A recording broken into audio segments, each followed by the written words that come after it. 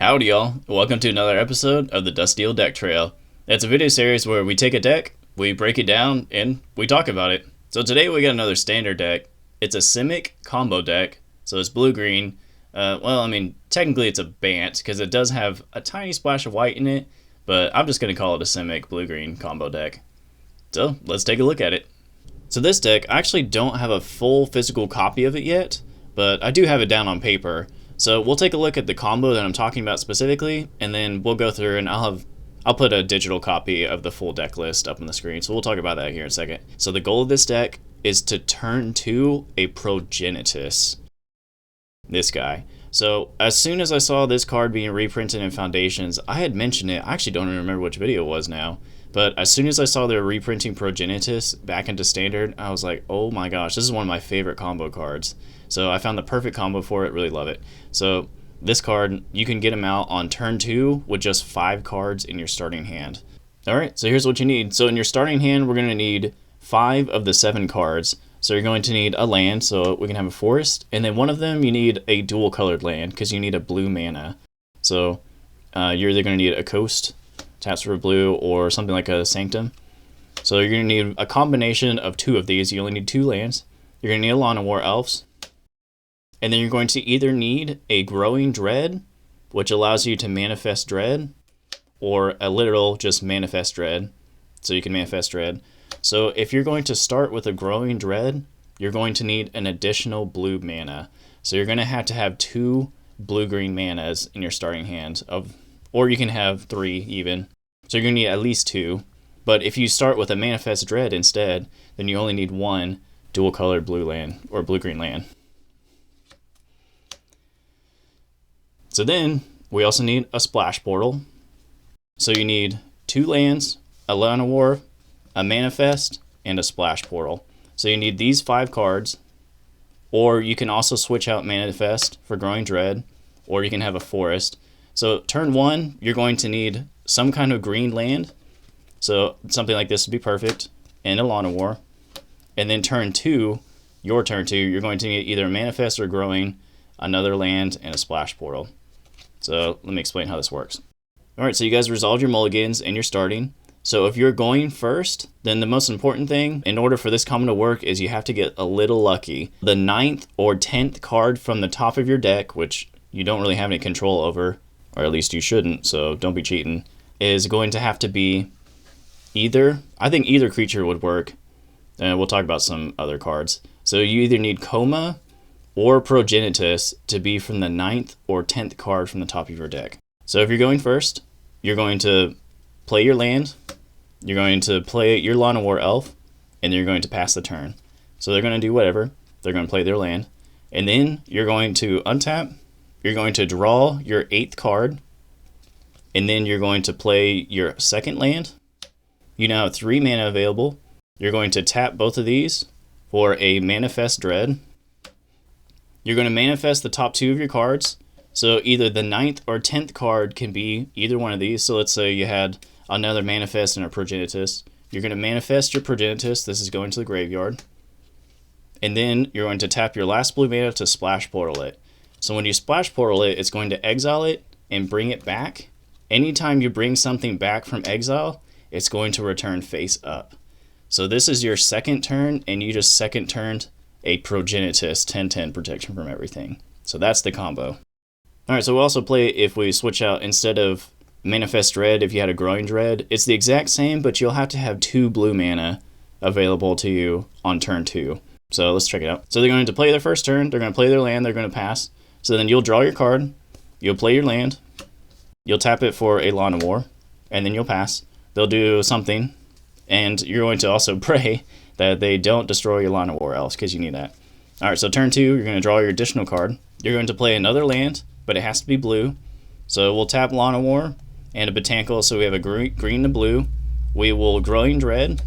Let's say the top 2 cards was another Manifest and a Koma instead of a Progenitus. You're going to look at these 2. You're going to manifest your Koma with Growing Dread, and you're going to discard Manifest Dread into the graveyard.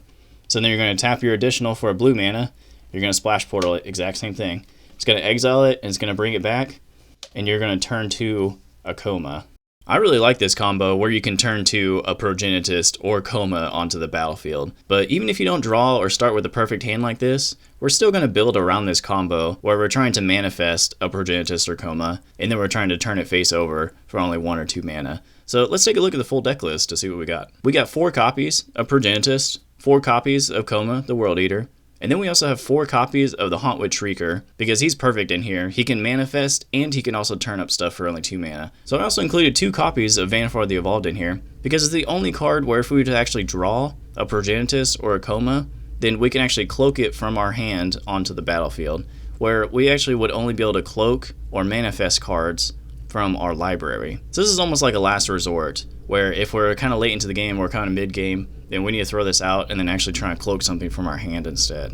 So then we also have 4 copies of Llanowar Elves for the mana. So then we actually have 4 copies of Unyielding Gatekeeper in here, and this card is the only reason why we're splashing white in this deck. So he's a great card in here because he works the same way as Splash Portal, or you can also target your opponent's stuff. So he's also a great removal, so he's kind of dual purpose. We'll talk more about him later, here in a second. So our spells, we also have 4 copies of Splash Portal, we have 4 copies of Growing Dread, 4 copies of Manifest, and we also have 4 copies of Hide in Plain Sight. So it's a little more expensive than like Manifest, but you get to look at the top 5 cards and cloak 2 of them. So we could potentially put out both Koma and Progenitus. We'll talk about a little bit more about that here in a second as well. Let's take a look at our lands real quick. So I've got 4 of the Botanical Sanctums, which is a green-blue, 4 of the Coasts, which is also green-blue, but then I also have 4 copies of Brushlands, which is a green-white, specifically for Unyielding Gatekeeper. So then I also have 4 copies of Hushwood Verge, which is also a green-white for Unyielding Gatekeeper. And then we have 6 copies of just basic forests. I don't actually have a sideboard made up for this deck yet, but here's some great cards that we probably should include in the sideboard.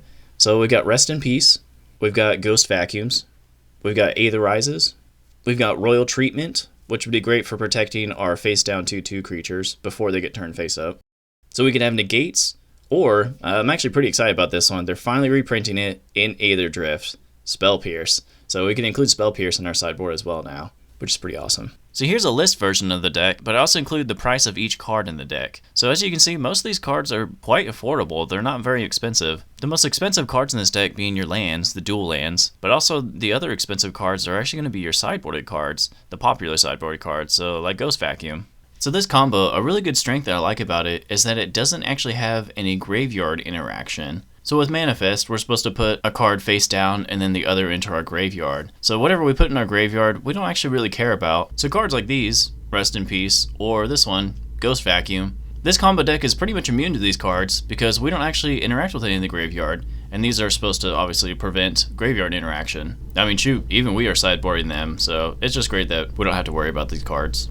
But on the other side of that coin, really this deck has 2 really big drawbacks. So the first one being is that whenever you throw down a 2/2 face down card, it's really vulnerable to 1-drop removal spells. Like this one, Torch the Tower, or this one, Cut Down. So if you were to go first and lay your land and your Llanowar Elf, but then they go second and they throw down a red land, if they have a Torch the Tower in their hand, you are in big trouble. Because they are going to either torch your Llanowar Elf, or they're about to torch your 2/2 creature before you can flip it over, which is essentially going to cancel this. And the second big drawback, whenever you can actually get the combo off, so whenever you can actually get the Progenitus flipped over, there's really only one thing that can stop you at that point, and it's board wipes. So Progenitus can only be stopped by a board wipe because he can't be targeted by anything else. So cards like these two, Day of Judgment, or this one, Sunfall, it's going to take out Progenitus. So you're playing against a deck that has white in it. As soon as they hit 4 or 5 mana, they're going to try and hit you with a board wipe to try and get rid of Progenitus. So having cards like this one, Negate, or this one, Spell Pierce, is going to be crucial at this point because you have to cancel that board wipe before it essentially cancels you. So that's just what you gotta look out for in this combo, is you gotta look out for those 1-drop removal spells or the board wipes after you get your combo off.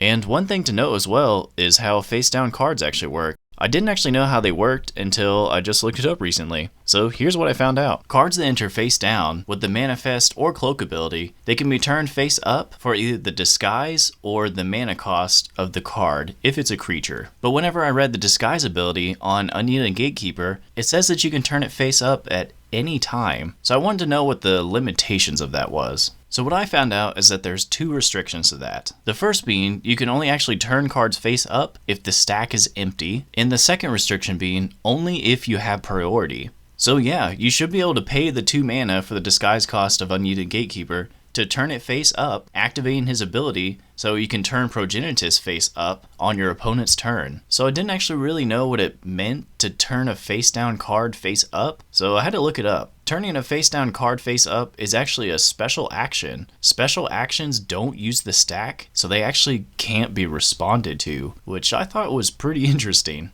So because it's a special action, it just happens. All you have to do is reveal your face down creature card, announce that you're going to turn it face up, pay the mana, and it just happens. Because it doesn't use the stack, your opponents cannot respond to it. But on the other side of that though, so if you're to pay the 2 mana to turn your Unyielding Gatekeeper face up, to activate his ability to turn your Progenitus face up, the ability that triggers from turning your Unyielding Gatekeeper up, that ability does use the stack. So that can be responded to. But the actual action of turning your Unyielding Gatekeeper face up, that cannot be responded to, which I actually didn't know that.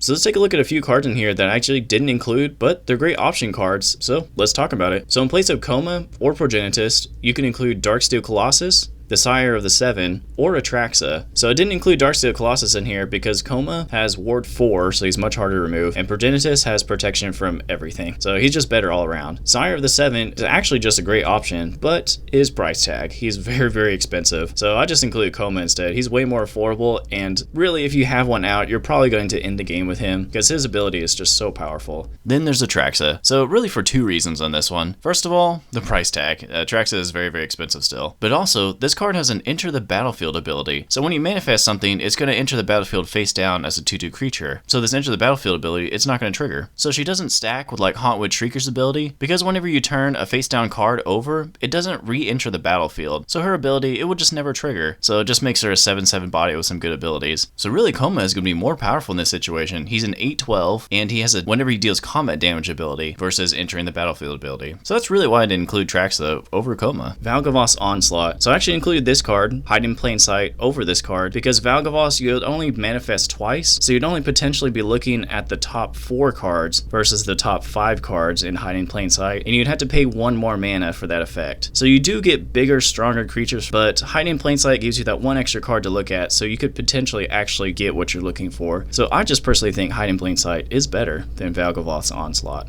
Oblivious Bookworm I didn't actually include in here because he doesn't give us any manifesting potential or card flipping potential, so it's just card draw. So this deck, it is kind of a all or nothing. You're either going to get your combo off or you're going to lose, so he just didn't get included in here. Werefox Bodyguard, he's just not as good as Unyielding Gatekeeper either, so he's just not in here either.